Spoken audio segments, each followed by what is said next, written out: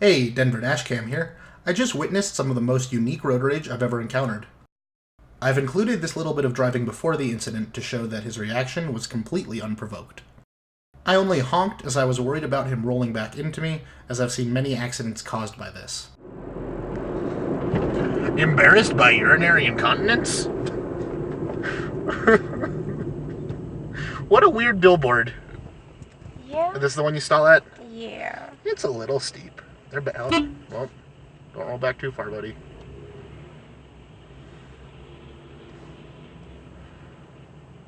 What is he doing? What are you doing?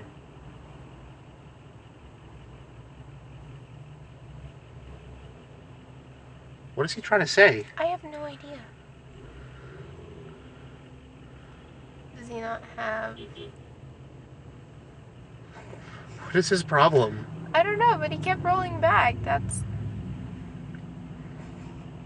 Maybe he's learning to drive a No, I stick think he's too. trying to say he's in a manual. That's why I was rolling back. But he was continuously rolling Yeah. back a lot. This is going on YouTube.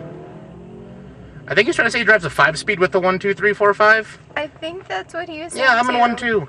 1, 2.